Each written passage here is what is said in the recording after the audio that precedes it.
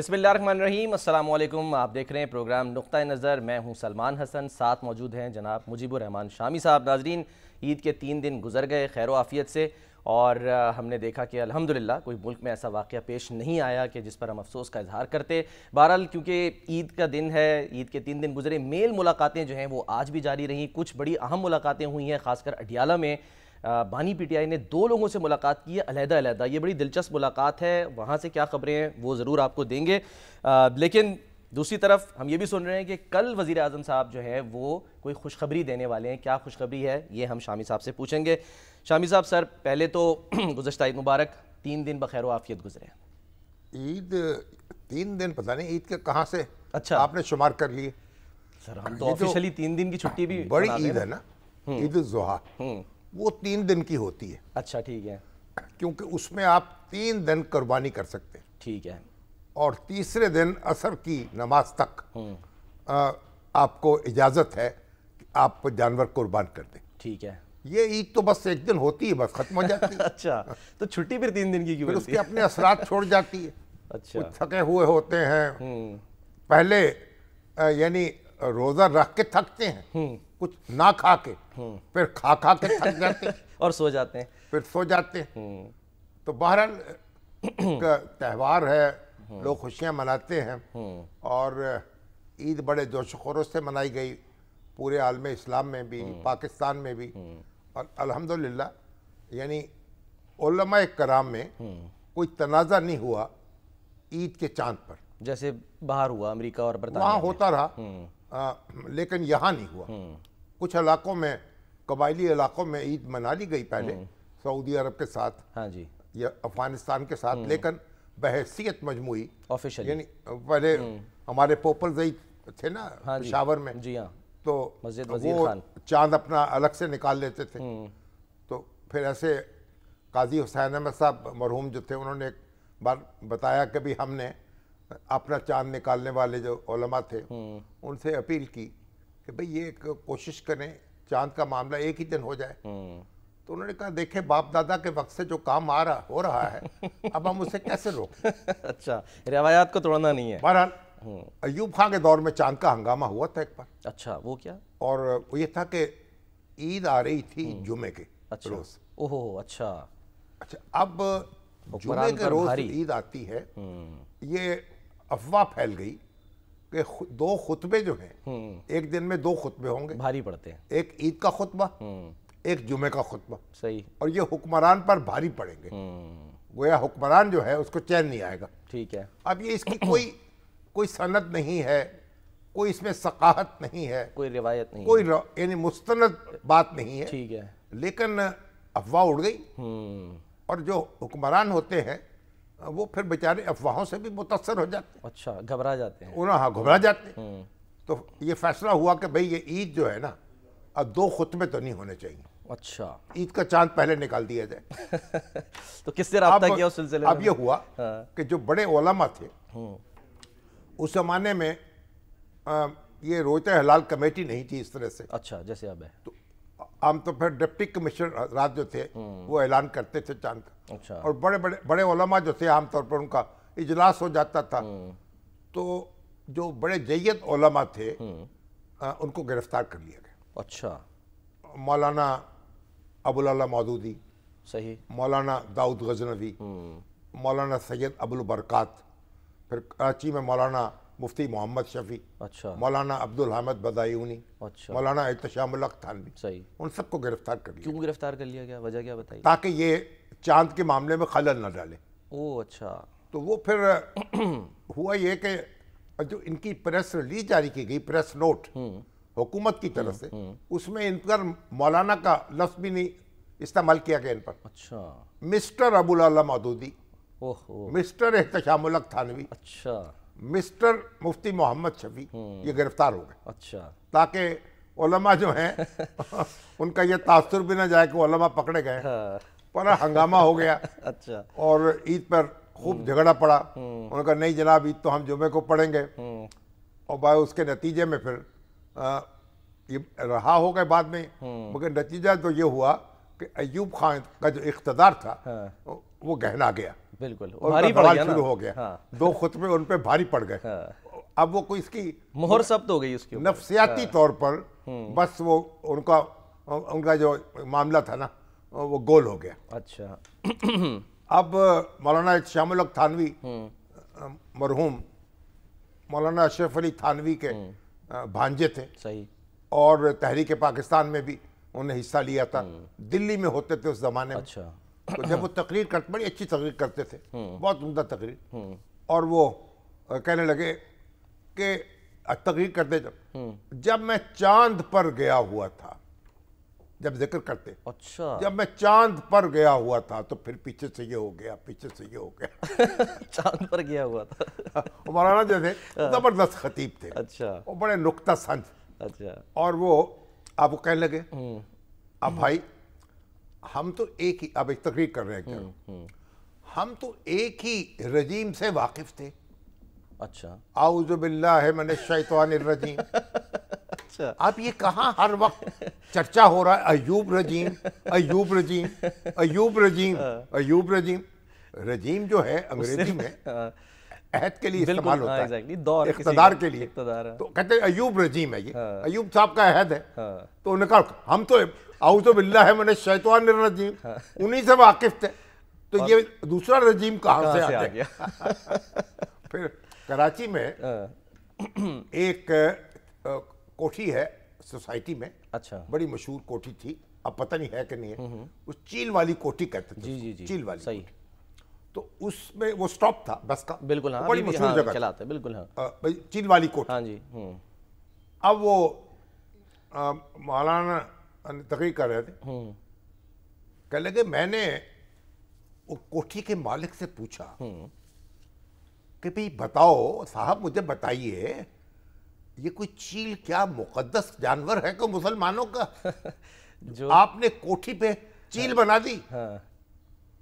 اس نے جواب دیا حضرت میں نے تو عقاب بنایا تھا, بن چیل گئی. زمانے کا چلن ایسا ہے کہ چیل ہو گئی. اچھا. لوگوں نے عقاب کو چیل بنا دیا.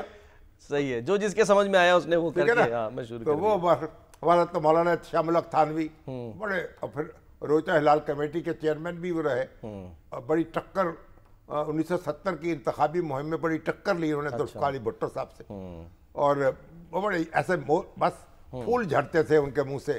اور پھر ایک زمانے میں کراچی میں جتنا جو بڑے بڑے لوگ تھے, تاجر, صنعت کار, اور ان کے جو نکاح تھے, یعنی زیادہ تر جو تقریبات ہوتی تھی نکاح کی, اچھا, وہ حضرت مولانا احتشام الحق تھانوی نکاح پڑھاتے تھے. اچھا. اچھا.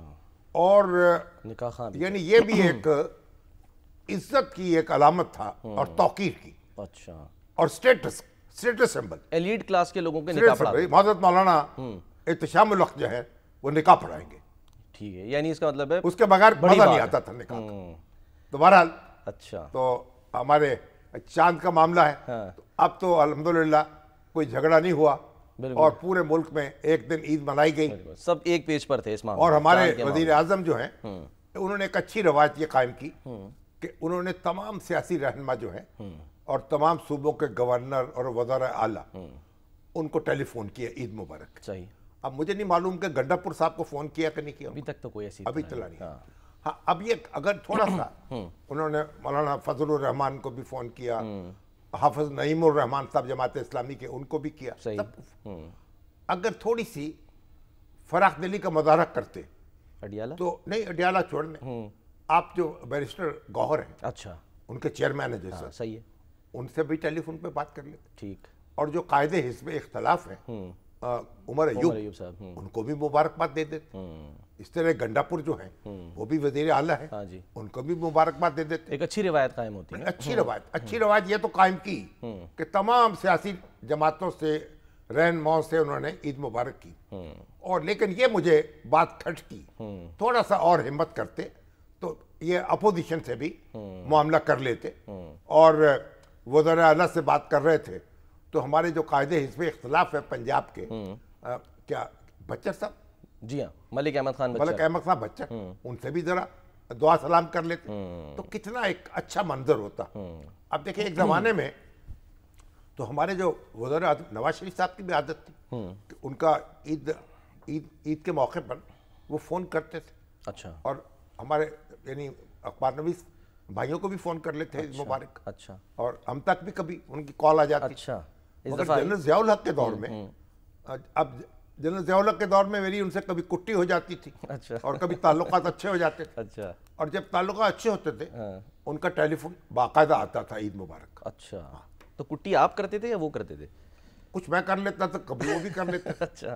کبھی کوئی گستاخی ہو جاتی تھی, کبھی ہم الجھ پڑتے تھے.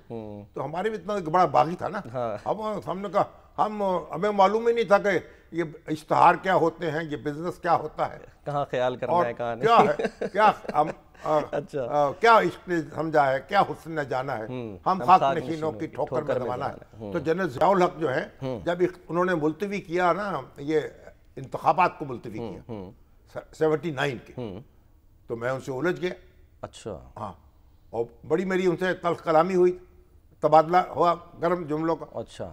انہوں نے کہا اچھا بڑھ بڑھ کے باتیں بنا رہے, آپ کو بھٹو کے دور میں کبھی کسی نے بلایا تھا یہاں؟ اوہ, تانا دے دیا آپ کو. میں نے کہا دیکھیں ہماری اپنی چوائس تھی نا. اچھا. ہم نہیں آتے تھے, ہم کوئی ایوان صدر کی ڈائننگ روم میں پڑے ہوئے برتن تھوڑی ہیں کہ ہر ایک کی میز پہ سج جائے. صحیح. تو ہماری اپنی چوائس تھی, ہم نہیں آتے تھے. تو بہرحال پھر اس کے بعد میری جب تک انہوں نے نئے انتخابات کی تاریخ کا اعلان نہیں کیا نا, اچھا, میری ان کی کٹی رہی. وہ کتنا عرصہ تقریباً ہوگا آپ دیکھ رہے 79 سے 83 تک, کافی عرصہ ہے. 4 سال. اب یہ کبھی سوچتا ہوں تو اس پہ وہ بھی افسوس بھی ہوتا ہے کیونکہ بہت سی چیزیں ہو سکتی تھی, کام ہو سکتے تھے. تو جب کٹی ختم ہوئی تو پہل آپ نے کی یا انہوں نے کی؟ نہیں, انہوں نے مجھے یاد کیا. اچھا. اور میں ان کے پاس گیا. اچھا. اور بیچ میں انہوں نے کوشش کرتے جب بھی کہیں ملتے تھے, کہیں تقریب میں ملتے, میاں طفیل محمد صاحب کے بیٹے کا ولیمہ تھا, شادی تھی, منانے کی کوشش. جب میں گیا ان سے ملا, چودھری ظہور اللہ صاحب کہنے لگے آپ ذرا مل لیں پریزیڈنٹ صاحب سے. اچھا. تو میں ان سے السلام علیکم کی, میں نے اٹھ کے کھڑے ہوئے. اچھا. بہت اچھے طرح سے ملے. اچھا. جب کہیں ملتے تھے بہت اچھے طریقے سے ملتے تھے. صحیح. یعنی لوگوں کو پتہ نہیں چلتا تھا کہ کٹی ہوئی ہے. اچھا. میں کہتا تھا نہیں, انتخابات کی تاریخ کا اعلان کریں. اچھا. آپ یہ انتخابات جو ہے کرانے چاہیے, کیونکہ یہی انہوں نے کہا تھا, ظاہر یہ کہہ کر تو آئے تھے. تو بہرحال اب جنرل ضیاء الحق جو تھے, جنرل یعنی جو اوصاف تھے, اوصاف حمیدہ کے اعتبار سے, جو ہمارے دوست تھے بریگیڈیئر تفضل حسین صدیقی جو ڈی جی تھے آئی ایس پی آر کے, وہ کہتے ہوتے تھے کہ جو مڈل کلاس ورچیوز ہیں, جو مڈل کلاس کے جو اوصاف ہیں, وہ جیسے ضیاء الحق میں دیکھے کسی میں نہیں دیکھے. اچھا. واقعی. اور آپ نے کس طرح ملنا ہے, باہر تک چھوڑ کے آنا ہے گاڑی تک. اب تو وہی کم عمر تھے, نوجوان تھے اور لاؤبالی نوجوان تھے, اب انقلابی قسم کے. صحیح. تو ہمیں کیا پتا تھا اقتدار جو ہے اس کو کیسے کورنش بجا لانی ہے یا اس کو کیسے منا کے رکھنا ہے. صحیح ہے. تو بس الجھتے, اور وہ بھی سچی بات ہے, بڑی ہماری عزت کرتے تھے اور بڑی داد دیتے تھے. اور جب پہلی ملاقات ہوئی, جب ماشاء اللہ لگا, ہمارے پرچے ہفتہ روزہ میں نکالتا تھا, ایک ڈیکلیریشن منسوخ ہو گیا. اچھا. کسی دوسرے سے لے لیا, پھر وہ منسوخ ہو گیا, کسی تیسرے سے لے لیا. صحیح. اپنا ڈیکلیریشن تو ملتا نہیں تھا بھٹو صاحب کے دور میں. تو جب وہاں ایڈیٹر آئے, پہلی ملاقات ہوئی ان سے, تو ہمارے ایڈیٹر موجود تھے, میں بھی تھا. اچھا. میں نے جب اٹھا سوال کیا ان سے, مجھے پوچھا آپ کے پاس ابھی اور کتنے ڈیکلیریشن ہیں؟ اچھا. تو پھر میں نے کہا کہ پہلے احتساب ہونا چاہیے. اچھا. کہنے لگے وہ آپ کر تو رہے ہیں.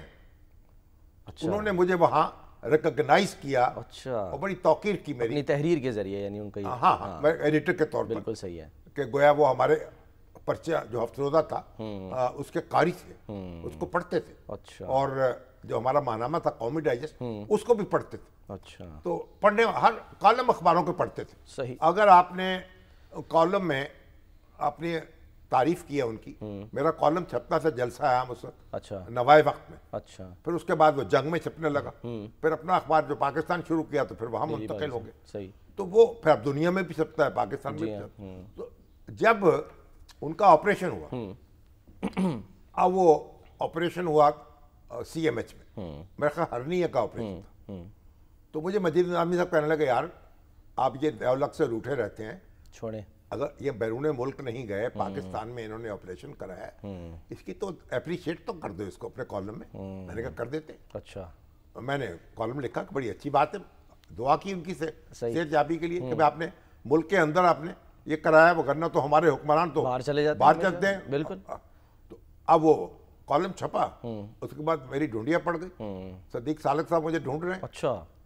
اور بھی پریزیڈنٹ صاحب جو ہیں ادھر وہ شکریہ ادا کر رہے ہیں. اچھا.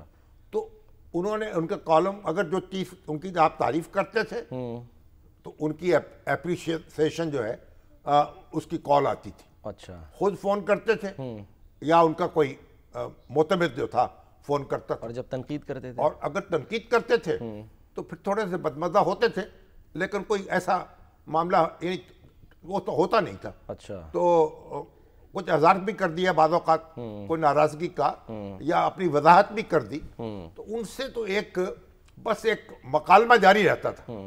اور اے پی این ایس کے اجلاس میں آتے تھے. اچھا. تو پھر وہ ہم مجید نظامی صاحب صدر ہوتے تھے اس زمانے میں, وہ اپنا خطبہ پڑھتے تھے, وہ اس کا جواب دیتے. تو وہ کہتے تھے آپ کا نواب, یہ آپ جابر سلطان جو ہے نا اس کے سامنے کلمہ حق کی بات کرتے ہیں بھائی, یا صابر سلطان ہے یہ. اوہ اچھا. صابر سلطان سے آپ اس طرح کی اٹکیلیاں کر رہے ہیں. اور یہ بھی بڑی بات ہے جابر کے سامنے کہاں بولیں گے آپ. یہ بھی بڑی بات ہے کہ آپ حاضر ہی رہے, غائب نہیں ہوئے اس زبان میں. نہیں الحمدللہ. اور بڑا اچھا تعلق رہا. اور پھر جب وہ ان کا انتقال ہوا تو جو جنازہ ہوا تو وہ تو پھر کمال, یعنی دیکھیے پورا پاکستانی امت ہے, لاکھوں افراد تھے. اتنا بڑا جنازہ پاکستان کی تاریخ میں شاید ہی کبھی ہوا نہیں. بہت بڑے جنازوں میں ان کا جنازہ ہوا, یعنی اور بہت لاکھوں افراد آئے. قائد اعظم کا جنازہ بہت بڑا ہوا تھا, محترمہ فاطمہ جنازہ کا بہت بڑا ہوا. اچھا. اور یہ جنازہ یہ بھی اپنی مثال آپ تھا. تو لوگ جو تھے انہوں نے پھر ان کو بھرپور خراج تحسین پیش کیا, خراج عقیدت پیش کیا. تو اپنی ذاتی خوبیوں کے اعتبار سے, ملنساری کے اعتبار سے اب ان پہ تنقید کرتے تھے, وہ خندہ پیشانی سے برداشت کرتے تھے, یہ ان کی خوبی تھی. تو بہرحال عید کے موقع پر جب بھی عید آتی ہے مجھے ضیاء الحق کی یاد آتی ہے. وہ ٹیلی فون کی گھنٹی, اس زمانے میں بھائی تب موبائل فون آ گئے نا, اب تو اس بندے موبائل فون تو نہیں, لینڈ لائن فون ہوتا, لینڈ لائن تھا. بالکل. لینڈ لائن پہ گھنٹی بجتی تھی, اور جب بھی ان سے بات کرنی ہوتی تھی ہم ان کو فون کرتے تھے. اور کبھی ایسا نہیں ہوا کہ ان کو فون کیا اور ان کا جواب نہ آیا ہو. جب وہ فون کر کے آپریٹر سے کہہ دیتے تھے, وہ آدھے گھنٹے بعد, ایک گھنٹے بعد, بعض اوقات اگلے دن ان سے بات ضرور ہوتی تھی. اچھا. کبھی ایسا نہیں ہوا کہ جنرل ضیاء الحق کو فون کیا اور کال ریٹرن نہیں ہوئی. اچھا. تو اسی طریقے سے لوگوں کی شادیاں ہیں, بیاہ ہیں, تقریبات ہیں, عید کے غمی ہے, خوشی ہے. عید کے موقع پہ کیوں یاد آتے ہیں آپ کو؟ عید کے موقع تو مبارکباد دیتے تھے. اچھا. وہ عید مبارک کہتے تھے. اچھا. آپ کے حکمران جو ہیں تو ان کو تو یہ توفیق نہیں ہوتی, اس لیے یاد آتے ہوں. اب یہ تو پر نواز شریف سے پہلے یہ ہوتا تھا کہ عید ملن پارٹی بڑی باقاعدہ ہوتی تھی.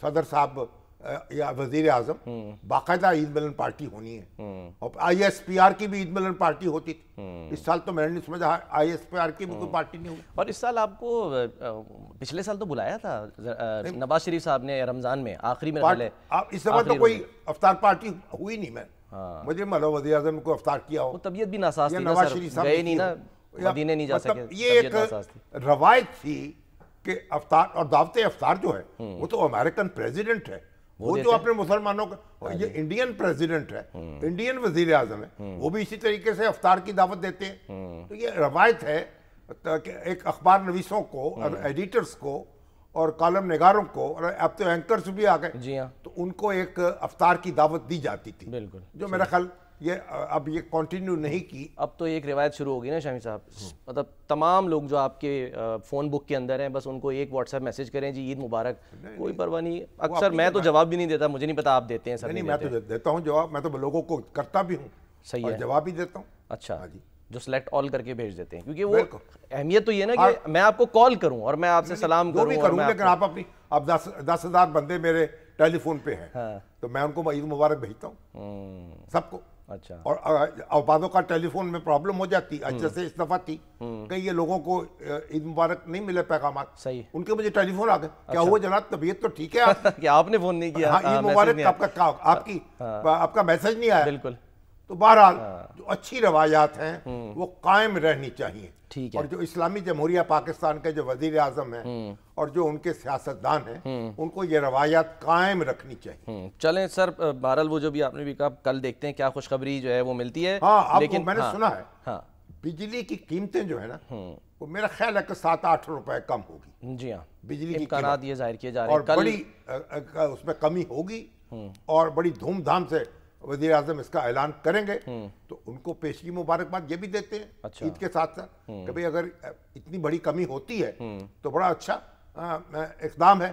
اور یہ جو ہے اس پر بس تو نہیں ہونا چاہیے, یہ پہلا قدم ہونا چاہیے تاکہ پورے خطے میں بلکہ پوری دنیا میں انرجی کی قیمت, بجلی کی قیمت سب سے زیادہ ہے پاکستان میں. جی ہاں, دیکھیں اب ہم کیسے کمپیٹ کریں گے, ہماری صنعتیں کیسے کمپیٹ کریں گے. لوگوں کی کمر ٹوٹ گئی ہیں, کمریں ٹوٹ گئی ہیں بل دیتے دیتے, اور ایک عجب ماتم برپا ہو جاتا ہے.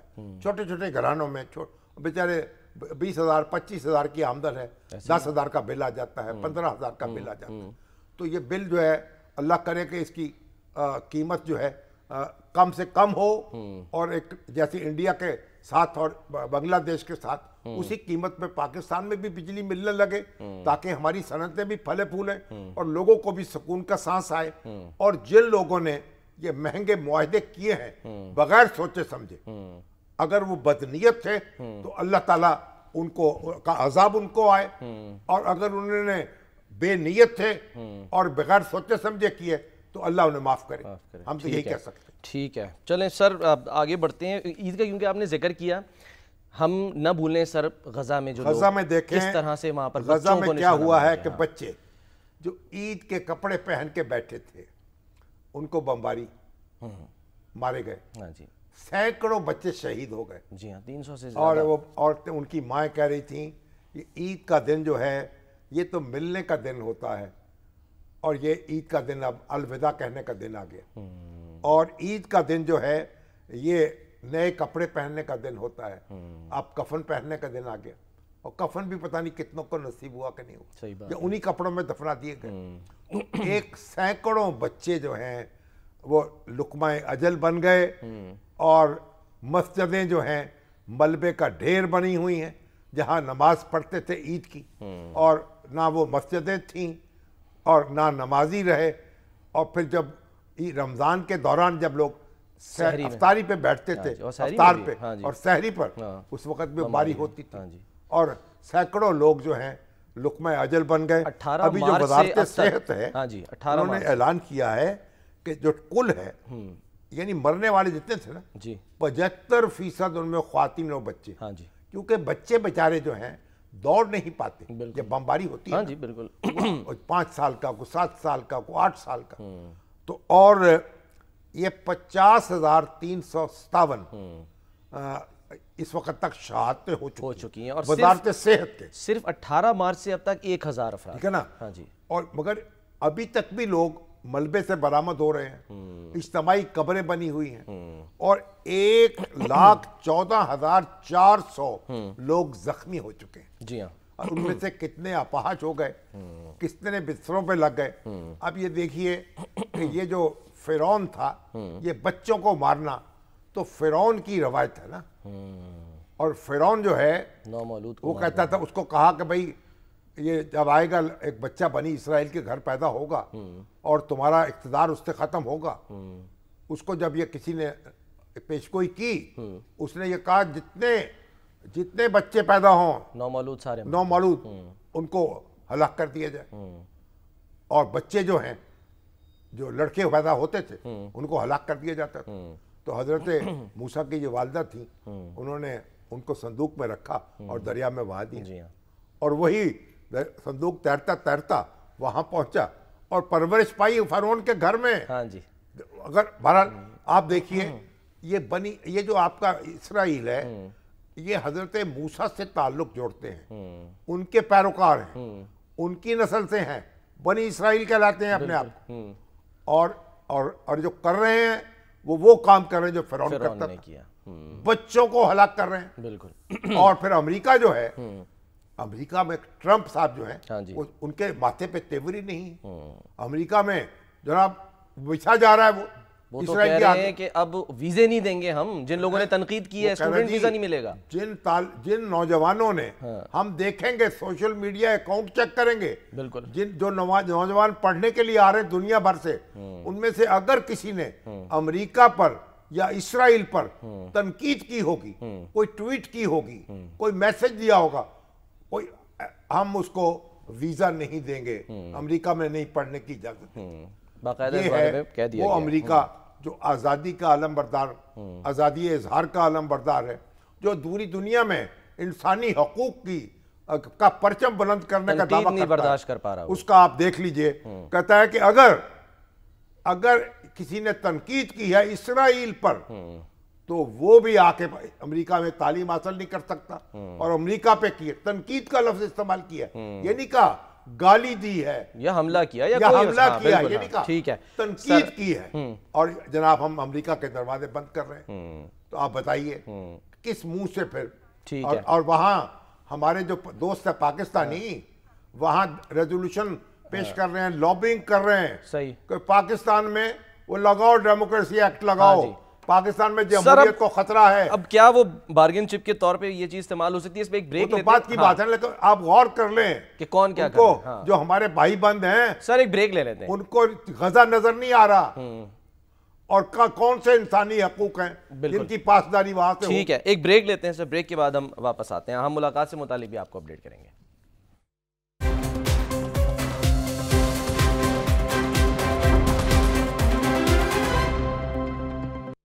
Welcome back. शामी साहब, आज के दिन अहम मुलाकातें तो हुई हैं ईद के मौके पर, लेकिन एक जो बड़ी अहम मुलाकात हुई है वो अडियाला जेल में हुई है बैरिस्टर सैफ की बानी पीटीआई से, और फिर ये 1-on-1 मुलाकात हुई। और इसी तरह वज़ीर आला KP अली अमीन गंडापुर साहब जो हैं, जो कई दिनों से यानी कि कुछ हफ्तों से ये कोशिश कर रहे थे, आखिरी मुलाकात उनकी 13 फरवरी को हुई थी बानी पीटीआई से, वो भी आज मौजूद। और ये बात बाद में पता चली जब गाड़ी अंदर चली गई कि बैरिस्टर सैफ जो है वो उसी गाड़ी में मौजूद है, क्योंकि उसकी एंट्री होती नहीं है, वो गाड़ी ज़ाहिर अंदर चली जाती है।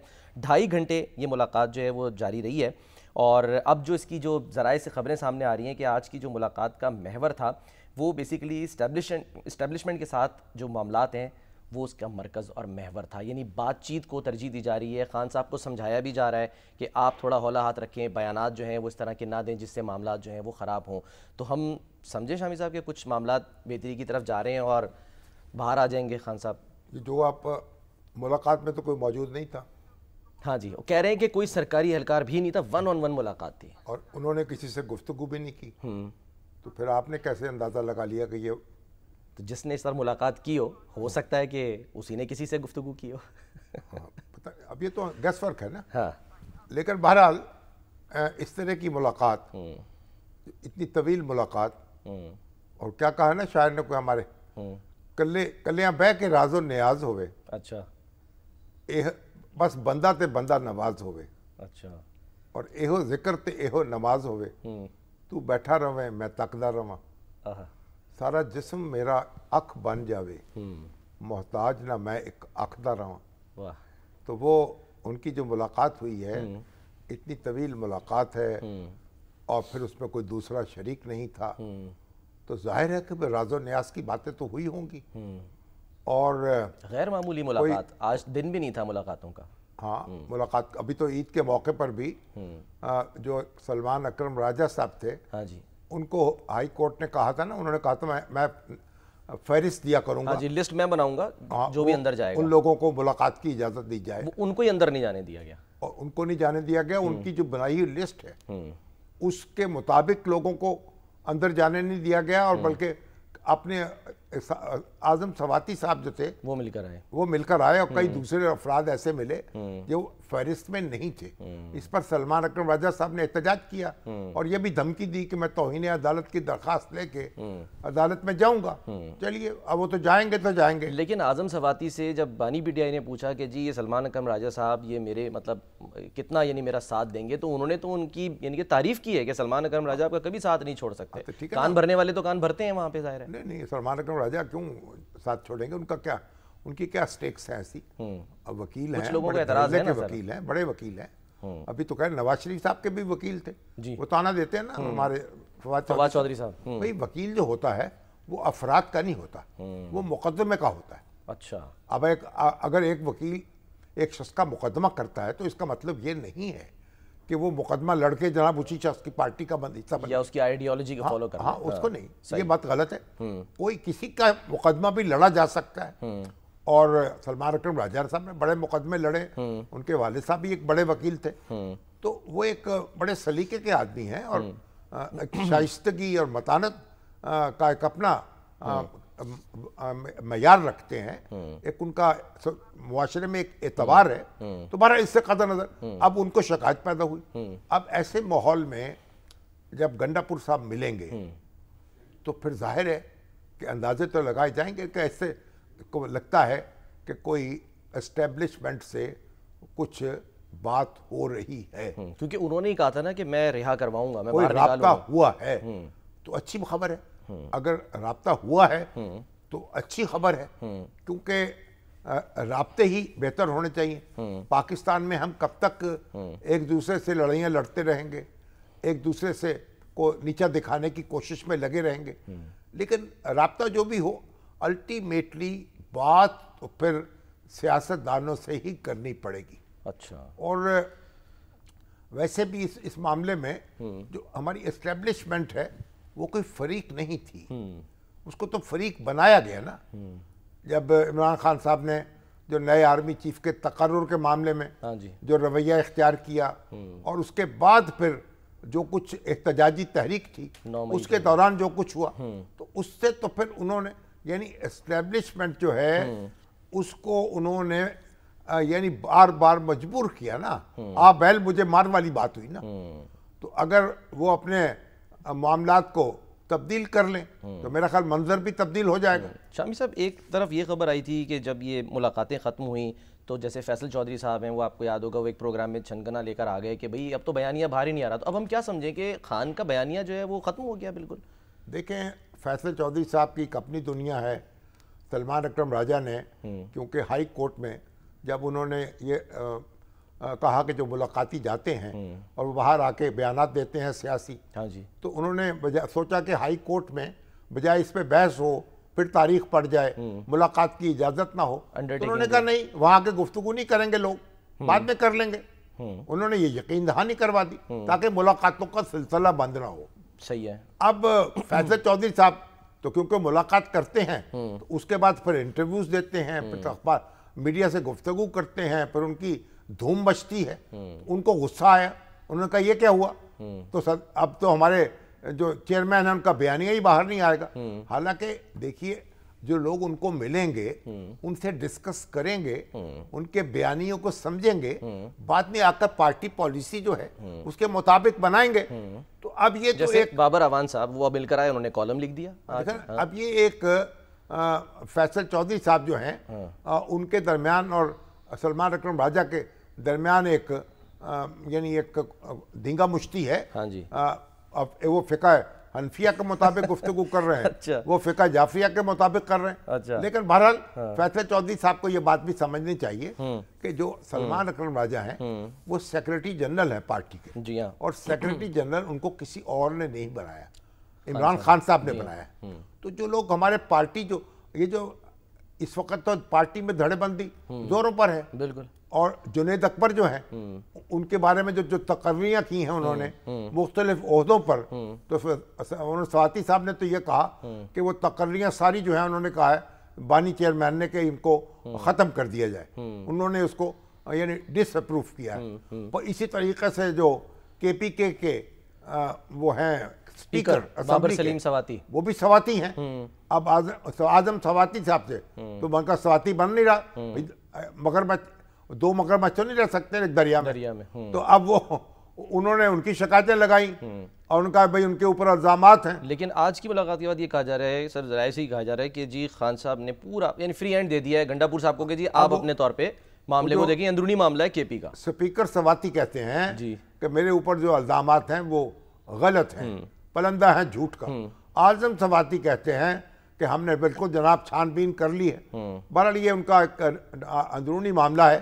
لیکن جو پارٹی کا نظم قائم کیا ہے نا عمران خان صاحب نے, جو اس کے چیئرمین ہیں, جو اس کے سیکرٹری جنرل ہیں, تو ان کی بے توقیری نہیں کرنی چاہیے. اگر کوئی شخص ان کی بے توقیری کرے اور پھر کہے کہ میں پارٹی کے وفادار ہوں, تو پارٹی میں تو پھر جھگڑا پڑ رہا ہے نا, تو جھگڑے کو فروغ دے رہا ہے. اور پارٹی کے ڈسپلن کا تقاضا یہ ہے پھر کیسے کہ آپ کو جو اختلاف ہے وہ پارٹی کے اندر بیان کریں یا خان صاحب کے پاس جا کے فریاد کریں. جب ان کو جو عہدیدار ہیں, جو پارٹی کا معاملہ چلانے کے پابند ہیں, ان کو اگر آپ بے توقیر کریں گے, ان پر الزامات لگائیں گے, ان کے کردار پر انگلیاں اٹھائیں گے اور انگشت نمائی کریں گے, تو پھر پارٹی تو تتر بتر ہوگی نا. اور اسی طرح تتر بتر پارٹی ہو رہی ہے کیونکہ جڑے بن رہے ہیں, اس کو روکنے کا گروپ بن رہے ہیں. کیا یعنی کہ ہو سکتا ہے کہ یہ پارٹی بھی نہ ٹوٹے اور خان صاحب جو ہیں وہ بھی باہر آ جائیں؟ اب یہ جیسی خبریں آ رہی ہیں کہ بات چیت چل رہی ہے. اب باہر تو خان صاحب نے آنا ہے, ان کے مقدمے عدالتوں میں چل رہے ہیں, ان کو کسی وقت بھی ریلیف مل سکتی ہے, ان کی ضمانت منظور ہو سکتی ہے, ان کی سزا معطل ہو سکتی ہے. اور رانا صلی اللہ صاحب بھی یہ کہتے ہیں کہ ان کو ریلیف ملتی ہے, عدالت سے رہا ہو جائے, ہمیں کوئی اعتراض نہیں اگر عدالت ان کو رہا کرے گی. اور عدالتوں میں دیکھیں نا ایسے مقدمات جو ہیں, وہ قتل کا مقدمہ تو ہے نہیں کہ ضمانت نہیں ہوگی, تو ضمانت ان کی ہو سکتی ہے, سزا معطل بھی ہو سکتی ہے. ان کو صبر کے ساتھ اپنا مقدمہ لڑنا ہے. اور جو اپنے جو یہ ٹویٹر اکاؤنٹ ہیں اور جو ان کے اوورسیز ہیں اور جس طرح کی بدزبانی وہاں سے ہو رہی ہے, سخت زبان ہمارے تو دیکھیں نا بڑے پیارے دوست کیا شہباز گل صاحب, ڈاکٹر شہباز گل, ہاں جی, جب آئے تھے یہاں, شہباز گل ہی ہیں, آئے تھے تو بڑے پڑھے لکھے تھے, وہاں سے پڑھ کے آئے ہیں امریکہ سے, ہم تو بڑے خوش ہوئے تھے اور بڑا ان سے توقعات تھی. مگر اب جس طرح کی وہ اب ویلاگ کر رہے ہیں, جو پنجابی جو محاورے استعمال کر رہے ہیں, اور جس طریقے سے میں تو خود سر پکڑ کے بیٹھ جاتا ہوں. تو شہباز گل صاحب, پی ٹی آئی بھی سر پکڑ کے بیٹھتی ہے. آپ اپنے اوپر رحم کریں اور اپنے آپ کو تھوڑا سا پی ٹی آئی پر بھی رحم کریں, پی ٹی آئی پر بھی رحم کریں, اور اس حد پہ نہ جائیں اپنے تلذذ کے لیے, اپنے ذائقے کو لطف اٹھانے کے لیے اپنے گرے اس قدر نہ گریں. تو ان سے میری اپیل ہوگی, میں تو مطلب ان کی بڑی قدر میری نگاہ میں تھی اور میں بڑی توقعات تھی ان سے کہ بھئی وہ ایک نیا خون تھا, پڑھے لکھے آدمی تھے, پروفیسر رہے تھے وہاں, تو مگر وہاں تو انہوں نے جا کے بڑا ہی لگتا ہے یوٹیوب کے سمندر میں ایسے غوطے لگائے ہیں, ڈالر کما رہے ہیں سر. اور کیا, بڑا ان کو خود پیسہ تو کما سکتے ہیں, کبھی وہ امن کا نوبیل انعام دلوانے کی کوششیں شروع کر دیتے ہیں, اور بھی بہت کچھ کر سکتے ہیں, وہاں پیسے کما سکتے ہیں, محنت کر سکتے ہیں, پڑھے لکھے آدمی ہیں, ان سے اپیل ہی کر سکتے ہیں. اور ڈاکٹر وہ موہت صاحب جو ہیں ہمارے, موہت پیرزادہ, وہ بھی ان کو بھی اپنی اداؤں پہ دیکھیں. بھائی آپ جو کچھ بھی ہے نا, آپ امریکہ سے جو بھی تعلقات بنائیں, جو بھی توقعات رکھیں, جو بھی لابنگ کریں وہاں, اور جو بھی وہ اپنا بل منظور کرائیں, پیش کرائیں, کچھ کریں, لیکن یہ سمجھ لیں پاکستان جو ہے وہ آپ کا بھی وطن ہے, آپ کو اس کا خیال رکھنا چاہیے. ایک حد جو ہے اس سے آگے نہ بڑھیں, حکومت میں اور ریاست میں تمیز برقرار رکھیں, حکومت کی مخالفت کریں, ریاست جو ہے اس سے جڑے رہیں. ٹھیک ہے سر, ایک بریک لیتے ہیں, ہم نے ذرا افغان مہاجرین کی بھی بات کرنی ہے, بریک کے بعد واپس آتے ہیں.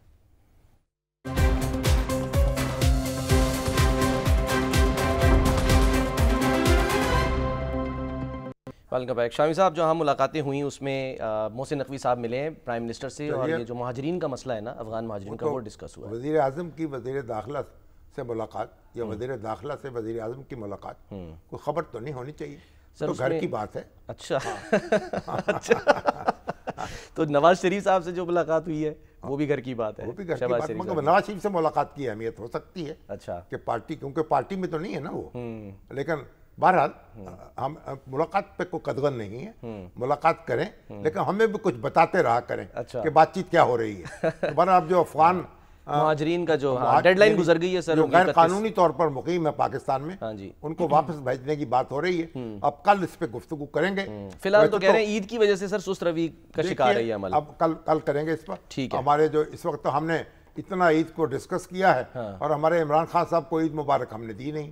اچھا اگر ہماری آواز پہنچ جائے جیل تک اور اگر جو بھی جانے والا ہے ہمارا بھی پیغام پہنچا دے تو گزشتہ عید مبارک ان کو بھی 2 عیدیں گزر گئی ان کی, بالکل اللہ کرے تیسری نہ گزرے اور تیسری عید جو ہے آزادی سے گزرے.